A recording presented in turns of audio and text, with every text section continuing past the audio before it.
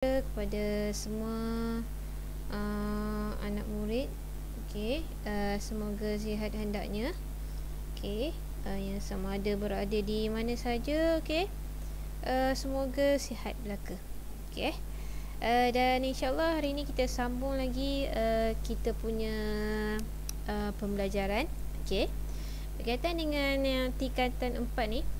Masih ada beberapa lagi topik sebelum kita habiskan bab 3 ni.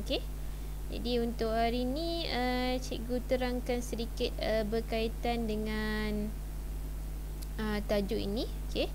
3.6 dan juga 3.7 serta konsep yang berkaitan lah. Jadi untuk bab ni kita akan cuba habiskan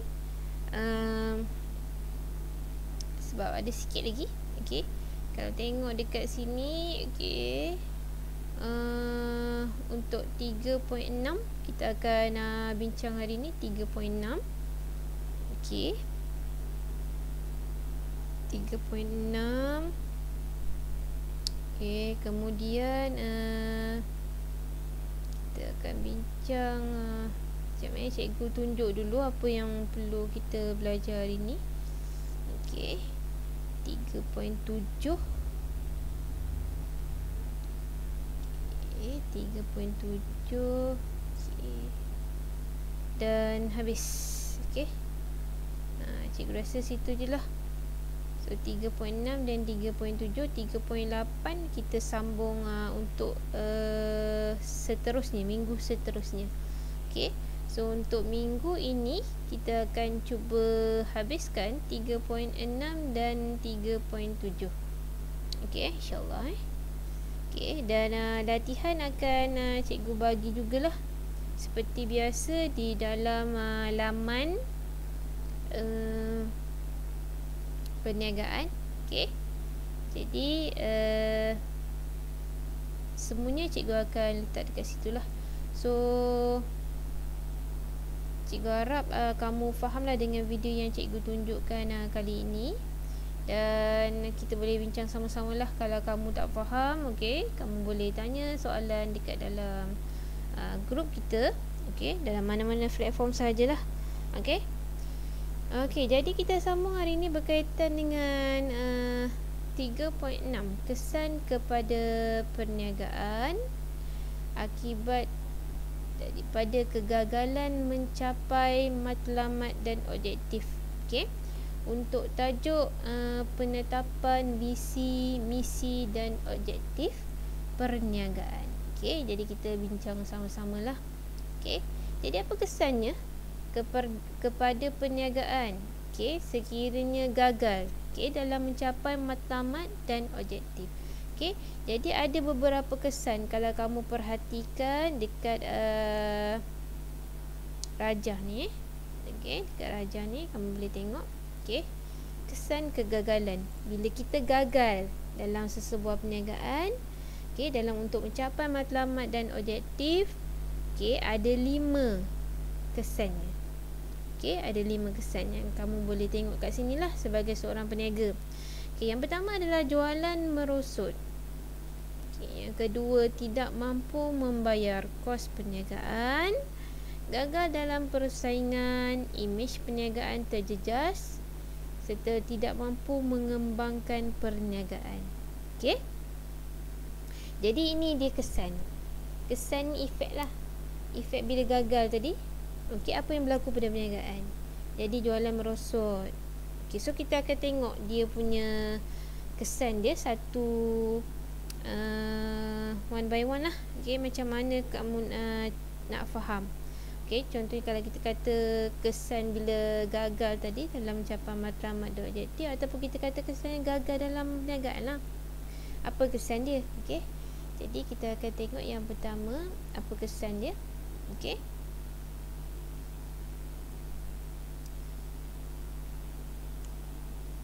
Ini diberikan kajian kes berkaitan lah. Dia tunjuk kat sini terangkan kesan yang dihadapi akibat daripada kegagalan dalam mencapai matlamat dan objektif. Okey. Okey. Dan dalam soalan dia akan tanya kesan. Bila tanya kesan ni kadang-kadang kita boleh bagi dalam bentuk yang positif dan juga bentuk yang negatifnya. Okey. Tapi tengok apa dia kesan tersebut. Okey. So kalau kita kata kesan akibat daripada gagal mencapai matlamat, okey, so kita tengok tu dah kesan negatif lah. Okey. Jadi apa yang berlaku? Yang pertama kita tengok jualan merosot. Okey, jualan merosot kita dah belajar pasal trend kan? Okey, trend perniagaan. Okey, trend perniagaan menurun. Itu kita boleh tengok lah, trend perniagaan menurun. Trend perniagaan kita menurun. Okey. Yang bermaksud yang bagaimana yang kita katakan trend menurun ni, kita punya perniagaan tu daripada sehari ke sehari mengalami kerugian. Okey. Jadi dekat sini dia kata hasil jualan, diterangkan dulu jualan ni apa Jualan ni adalah hasil jualan merupakan keuntungan. Okey. Yang penting sebagai sumbangan modal dalam membiayai pengembangan perniagaan. Jadi bila gagal capai, okey, kegagalan mencapai sasaran menjejaskan objektif lah. Jadi keuntungan yang diperoleh tadi sebenarnya menjadi tanda aras kepada pihak berkepentingan dan perniagaan yang lain.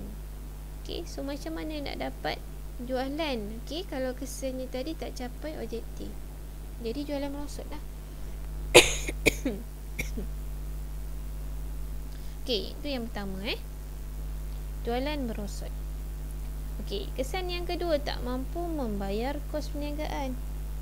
Okey, jadi operasi sesebuah perniagaan perlu bayar semua kos yang terlibat dalam aktiviti perniagaan. So kita dah belajar sebelum ni kan, cikgu ada terangkan sikit berkaitan dengan kos tetap dan juga kos berubah. Okey, yang mana kos tetap ni kos yang tidak dipengaruhi oleh mana-mana kuantiti yang dikeluarkan dalam sesuatu pengeluaran. Manakala kos berubah pula sebaliknya, yang dipengaruhi oleh kuantiti dalam pengeluaran. Contohnya, kos ni macam belanja lah. Apa belanja yang kita tanggung? Okey, kos ni belanja lah sebab kita terpaksa bayar. Okey, kos ni adalah apa yang perlu kita bayar. Jadi, kalau benda yang perlu kita bayar tu pentinglah dalam perniagaan. Okay, kita nak bayar apa? Kita nak bayar kos bangunan tadi, sewa. Okey. Insurans. Pekerja. Okey. Kilang. Jentera yang kita beli. Okey, itu kos yang kita terpaksa keluarkan. Okey. Manakala kos berubah pula, contohnya kos kita beli bahan mentah. Okey, kos utility, air, elektrik. Okey. Dan juga kos telefon. Okey, jadi kos berubah ni dengan kos tetap tak sama Okey. Maknanya kalau kos tetap tadi, apa saja jumlah yang kita akan terpaksa bayar walaupun kita tidak mengeluarkan sesuatu produk, terpaksa bayar. Contohnya lah kos sewa bangunan. Okey, contoh kita sewa bangunan kita 2,000 setiap bulan. Okay, jadi kita terpaksa bayar walaupun kita tidak beroperasi. Okey. Jadi sebab tu yang dikatakan kalaulah kos perniagaan, kos tetap tadi yang kita terpaksa tanggung dalam perniagaan kita. So kalau tidak mampu membayar kos perniagaan tersebut, bermaksud kalau kita ada kos tetap yang terpaksa dibayar setiap bulan, okey, jadi dia dah terpaksa ditanggung oleh peniaga tersebut. Okey, walaupun tak beroperasi, itu yang terpaksa ditanggung. So kalau tadi kita kata tidak mencapai matlamat, okey, contohnya lah tutup sekejap. Okey, tapi perniagaan terpaksa bayar. Okey, peniaga terpaksa bayar kos tersebut, belanja tersebut. Okey. Dan sebaliknya bagi kos berubah lah. Kalau kos berubahnya bergantung kepada perniagaan tu lah. Perniagaan tu beroperasi, okey, maknanya dia terpaksa bayar. nak beli bahan mentah tadi, nak keluar contoh, keluarkan produk roti. Okey, jadi kos bahan mentah tadi tepung. Okey, nak keluarkan barang tadi kan, nak keluarkan produk tersebut, kita kena ada tepung. Okey, kita kena ada air. Okey, dan yang bersangkutan dengannya lah kos elektrik. Jadi bila kita keluarkan satu produk tu, kita terpaksa tanggung, bayar, okey, kos yang terlibat. Okey, jadi ini yang dikatakan kos. Jadi kalau kita kata tidak mampu membayar kos perniagaan, memang betul lah. Dan tadi tak capai matlamat kan, jadi tak mampu membayar kos perniagaan. Okey. Okey, nombor 2. Okey. Yang ketiga, okey, gagal dalam persaingan, tak mampu nak bersaing lah. Okey, contohnya perniagaan bila kata tidak ada persaingan, sebab persaingan penting dalam perniagaan. Okay, jadi kegagalan perniagaan untuk mendapatkan keuntungan akan menyebabkan perniagaan tersebut mempunyai kedudukan kewangan yang tidak kukuh. Okey, jadi macam mana nak bina strategi untuk bersaing dengan pasaran lain. Jadi gagal dalam persaingan. Okey, itu kesan dia. Yang seterusnya, imej perniagaan terjejas. Of course lah. Okey, jadi bila gagal mendapat keuntungan, imej perniagaan di mata pihak yang berkepentingan tadi, okey, akan dapat dikesan lah. Okey. Jadi perniagaan sukar bekerjasama dengan pihak berkepentingan. Siapa pihak berkepentingan? Contohnya pembiaya. Okey, seperti bank. Okey. Jadi bank mesti dia ada syarat-syarat dia tertentu. Okey, macam mana dia nak memberi pinjaman. Okey. Mampu tak syarikat membayar balik. Jadi bila tak mampu nak bayar balik, so itu akan menyebabkan perniagaan tersebut sukar untuk berkembang lah. Jadi imej perniagaan tu terjejas. Okey, disebabkan oleh tak capai matlamat tadi. Okey, dan seterusnya tidak mampu mengembangkan perniagaan. Dan memang betul lah, tak mampulah nak kembangkan perniagaan tadi. Okey, kesukaran dalam mengembangkan perniagaan. Perkembangan perniagaan sedia ada boleh dilaksanakan melalui dua cara. Okey, pertama buka cawangan dalam, okey, dan di luar negara, serta membesarkan kapasiti operasi perniagaan sedia ada. Jadi kalaulah tadi kita kata tak dapat mencapai matlamat dan objektif dalam perniagaan, gagal, jadi maknanya ini akan menyebabkan faktor ni tak boleh lah, tak dapat dicapai lah. Untuk macam mana nak mengembangkan perniagaan. Okey, jadi ini adalah kesan daripada kegagalan tadi peniaga untuk mencapai matlamat. Okey, ada 5 lah tadi. So kita dah tahu 5 tadi. So tidak mampu mengembangkan perniagaan, imej perniagaan terjejas, gagal dalam persaingan. Okey, kemudian tak mampu bayar kos perniagaan. Okey, dan akhir sekali tadi jualan merosot. Okey, jadi yang ini faktor 5 faktor, 5 kesan kegagalan mencapai matlamat dan objektif. Okey, jadi cikgu harap kamu fahamlah untuk topik ni senang je. Okey, berkesan ni kan, so ingat 5 tadi. Okey, boleh Okey, kita teruskan dengan yang terakhir, iaitu faktor yang mempengaruhi perubahan misi dan objektif perniagaan. Apa faktor? Okey, dekat sini dia ada beritahulah terdapat 6 faktor yang boleh mempengaruhi pihak pengurusan dalam membuat perubahan. Okey, faktor dalaman terdiri daripada 2 faktor. Okey, dan faktor luaran pula ada 4 faktor. Okey, dan dia mengaplikasikan analisis SWOT, okey, untuk menilai faktor-faktor ni. Okey.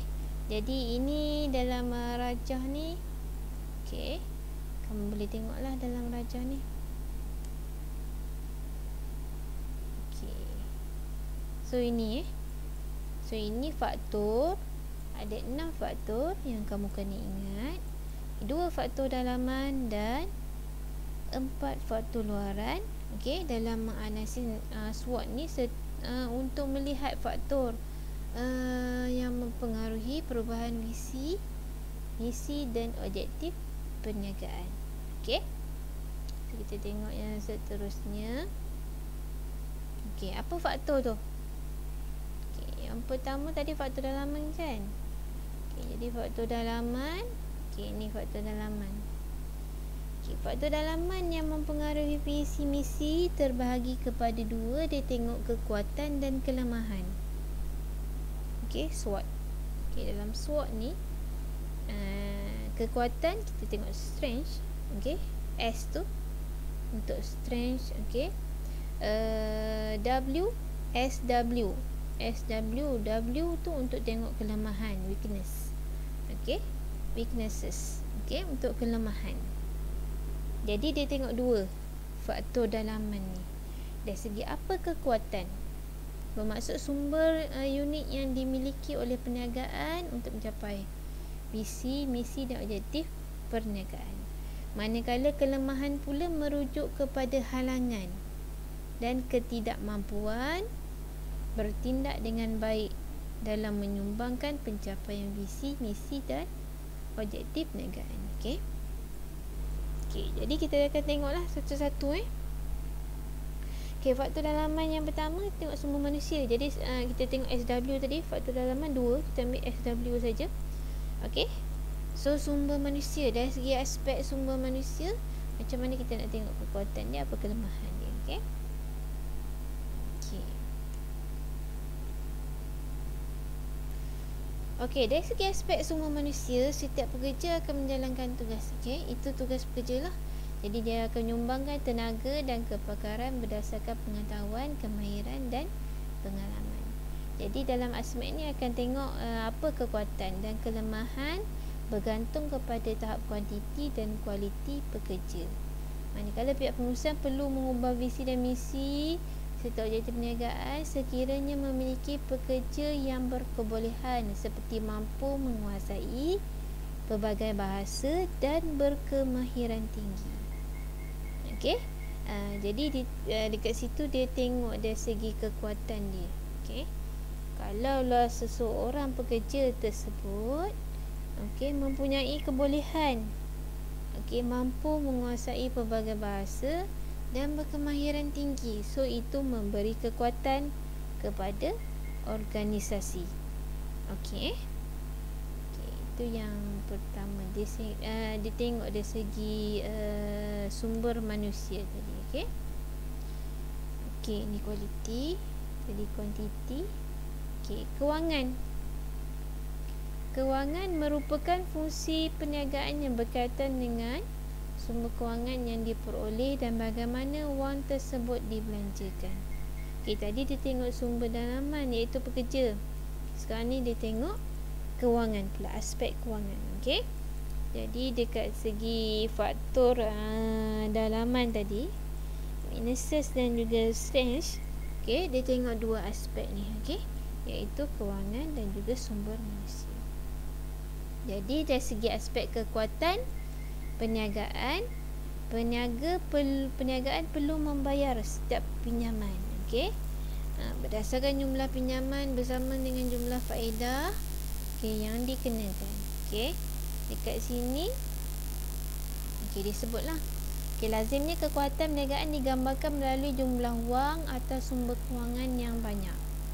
Ada sumber kewangan yang banyak mampu membantu perniagaan untuk terus beroperasi. Okey. Jadi mampu capai matlamat lah. Okey, itu kekuatan perniagaan dari segi aspek kewangan. Okey. Kena ada mampu membayar kos operasi. Okey, melalui sumber kewangan tadi. Okey. Ni contoh sumber kewangan. Jadi sumber kewangan ni boleh diperoleh melalui agensi-agensi yang terlibat lah. Okey. Yang ini secara detailnya nanti kamu akan belajar semasa di tingkatan 5. Okey. Macam mana dapat sumber kewangan yang baiklah untuk perniagaan, untuk operasi perniagaan berjalan dengan lancar. Okey. Okey, faktor luaran. Tadi faktor dalaman, ni faktor luaran. Okey. Jadi dari segi faktor dalaman tadi kita tengok dua aspek saja, iaitu sumber manusia, iaitu pekerja itu sendiri, serta faktor kewangan. Okey. Dan dia melihat kepada kekuatan dan juga kelemahan. Okey. Manakala faktor luaran pula, okey, merangkumi persekitaran umum yang boleh memberi kesan. Cara umumnya peluang dan ancaman wujud ekoran daripada faktor luaran organisasi perniagaan. Okey. Jadi memang dipengaruhi oleh persekitaran luaran lah, seperti ekonomi, sosial budaya, teknologi dan undang-undang. Ni faktor luaran tadi kita ambil 4 aspek. Yang faktor dalaman tadi kita ambil 2 aspek. So kita ada 6 faktor. Okey. Okey. Jadi tadi cikgu ada kata tadi untuk bagaimana nak menganalisis faktor ni, kita cakap pasal SWOT kan. So SW tadi kita ambil untuk faktor dalaman. Okey, untuk faktor luaran kita ambil OT. Okey. O dan juga T, iaitu peluang dan juga ancaman. Opportunity lah, peluang. Okey, ancaman, threat. Okey, OT. So dia ambil aspek, menganalisis aspek SWOT tadi. Okey. Jadi kita akan tengok satu-satu macam mana dari segi ancaman dan juga dari segi peluang yang boleh dilihat. Okey. Okey, yang pertama dia tengok dari segi ekonomi. Okey. Okey, yang ini ekonomi, kitaran ekonomi. Jadi yang pertama kita tengok kitaran ekonomi lah, aspek faktor ekonomi ni macam mana. Okey. Jadi kita akan tengok dari segi kitaran ekonomi. Terdapat 4 kitaran ekonomi yang kamu belajar lah. Okey, sebab kita pun ada belajar trend juga. Ini pun sama. Okey. Dia hampir sama je dengan kitaran. Okey, jadi dari segi aspek pertumbuhan ekonomi yang berlaku pertumbuhan ekonomi, bermaksud tahap ni memberikan kesan positif kepada perniagaan. Okey, oleh itu visi, misi dan objektif perniagaan perlu bersesuaian dengan kitaran ekonomi. Okey, kitaran ekonomi bertumbuh maknanya baiklah. Okey, baiklah, kitaran ekonomi yang baik. Okey, merosot. Okey, tahap ni memberikan kesan negatif kepada perniagaan. Perniagaan perlu mengubah suai. Okey, visi, misi dan objektif supaya sesuai dengan kemampuan organisasi perniagaan. Okey, tu dah bila merosot tu kena pandai-pandai lah, sesuaikan dengan kemampuan operasi perniagaan. Okey, seterusnya kemelesetan. Okey, bila berlaku kemelesetan, permintaan terhadap perniagaan akan jatuh, hasil akan merosot, keuntungan juga turut jatuh. Dalam hal ni visi, misi dan objektif yang terdahulu perlu diubah suai semula. Okey, bila berlaku kitaran ekonomi meleset ni. Okey, jadi terpaksa tukarlah visi, misi tadi, objektif macam mana. Okey, dan akhir sekali kitaran ekonomi melambung. Okey, tahap ni memberikan kesan positif kepada sesebuah perniagaan. Okey, visi, misi dan objektif perlu bersesuaian dengan kitaran ekonomi. Okey, kalau dah objektif dah melambung tadi, okey, baguslah tu. Okey. Okey. Jadi dekat sini dia ada dasar kewangan dan dasar fiskal. Okey. Ini dasar kerajaan lah. Okey, dasar kerajaan, dasar kewangan. Kerajaan ada, bila kata dasar, maksudnya dasar kewangan dan dasar fiskal ni dasar yang dibuat oleh kerajaan. Okey. Kalau kata dasar kewangan, perancangan dan tindakan kerajaan yang berkaitan dengan sumber kredit, kadar faedah dan penawaran wang untuk mengawal ekonomi.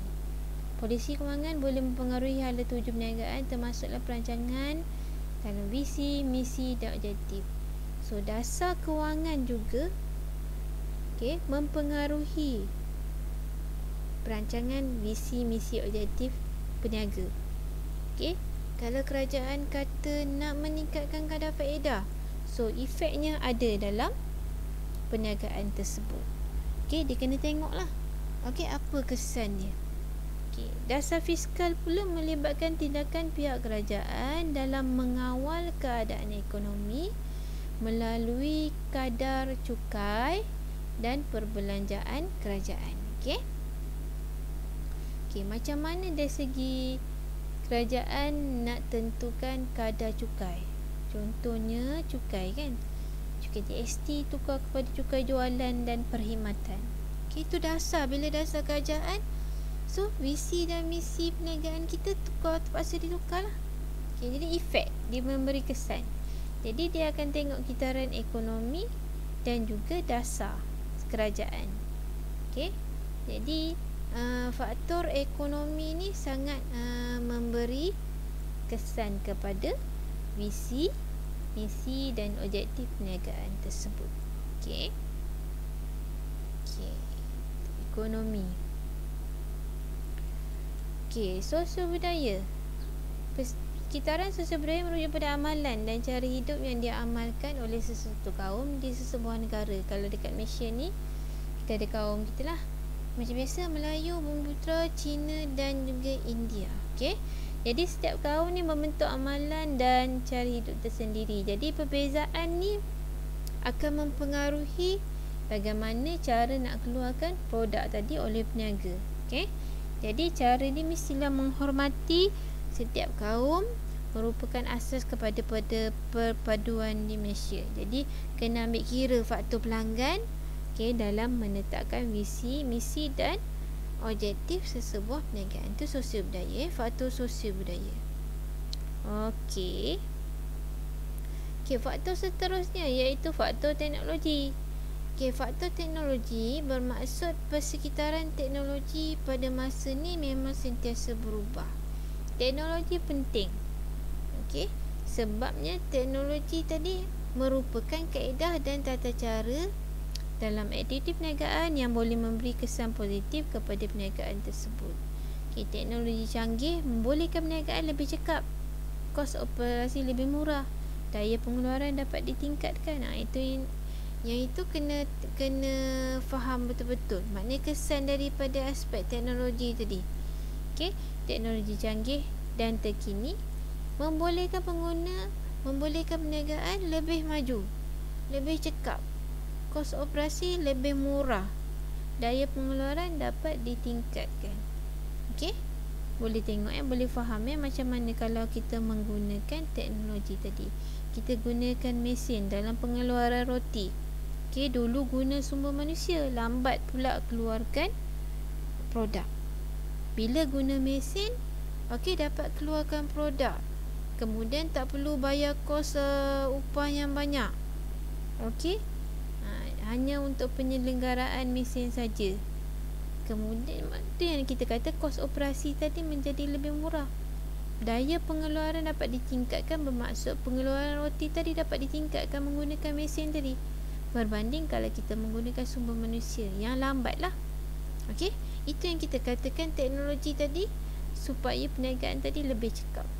Lebih cekap tu bermaksud kos operasi tadi lebih murah, daya pengeluaran dapat ditingkatkan. Selain daripada itu, penyelidikan dan pembangunan R&D memerlukan modal yang besar yang dilaburkan oleh perniagaan. Sebab apa? Dia kena buat R&D supaya dia membolehkan perniagaan tersebut berdaya saing. Dan perniagaan juga perlu mendapatkan dan menggunakan teknologi terkini. Jadi penyelidikan ni penting. Okey, perlu kreatif dan inovatif dalam mengeluarkan suatu produk. Okey. Itu aspek teknologi. Okey. Jadi yang ini sama sajalah. Okey, ni menggunakan mesin. Okey, menggunakan robot. Teknologi drone. Okey, sekarang ni banyak macam-macam lah teknologi yang membantu, sebenarnya membantu perniagaan tersebut lah. Okey. Jadi kadang-kadang perniagaan juga memerlukan pelaburan modal yang besar untuk mendapatkan teknologi yang tinggi. Okey. Jadi ini akan menyebabkan objektif, visi dan misi tadi akan berubah. Okey. Yang ini dikatakan teknologi menjanjikan kecekapan dalam pengeluaran yang akan menyebabkan untung perniagaan terus meningkat. Okey. Itulah tujuannya tadi. Sebenarnya bila kita menggunakan bila kita mengeluarkan sesuatu produk, kita menggunakan ataupun ingin mencapai matlamat, objektif, okey, dan juga visi perniagaan, kita merujuk kepada faktor-faktor ni lah. Okey, macam mana untuk mencapai kejayaan dalam perniagaan. Okey, dan last sekali adalah undang-undang. Okey, undang-undang. Jadi dalam undang-undang perniagaan seorang peniaga kena patuh pada undang-undang lah. Okey. Jadi undang-undang ni penting. Okey. Jadi untuk peniaga menjalankan operasi di luar negara, penetapan visi, misi dan objektif adalah beza dengan perniagaan tahap domestik. Maknanya kena tengoklah, kalau undang-undang di luar negara tak sama dengan undang-undang yang telah ditetapkan dalam tempatan. Okey. Jadi terdapat cabaran dekat situ lah. Okey. Jadi undang-undang di sebuah negara bertujuan untuk memastikan dasar dan matlamat sebuah negara dapat dicapai. Antara faktor yang boleh dipengaruhi operasi perniagaan seperti undang-undang berkaitan dengan perubahan kadar cukai. Okey, jadi hal ini melibatkan kenaikan kos perniagaan yang akan menyebabkan jumlah keuntungan yang diperoleh syarikat berkurang. Jadi faktor undang-undang ni sentiasa berubah. Ekoran tindakan kerajaan tu mengubah undang-undang dari semasa ke semasa. Okey. Jadi perniagaan juga perlu melihat suasana ini dengan mengubah sesuai visi, misi dan objektif perniagaan. Okey. Jadi habis aspek berkaitan dengan aspek luaran tadi. Okey, aspek luaran yang kita melihat kepada 4 aspek. Okey, 4 aspek luaran dan 2 aspek dalaman yang kamu perlu ingatlah. Okey. Jadi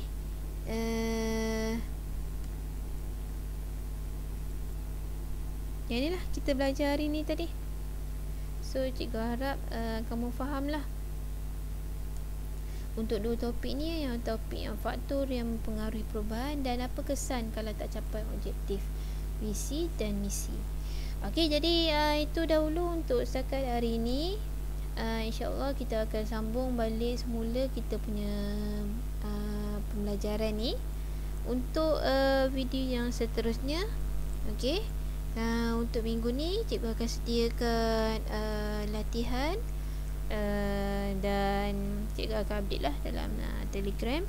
Okey, semoga kamu faham dengan apa yang kita dah belajar hari ni dan boleh selesaikan latihan yang diberikan. Okey, insyaAllah bye. Kita jumpa lagi akan datang. Assalamualaikum.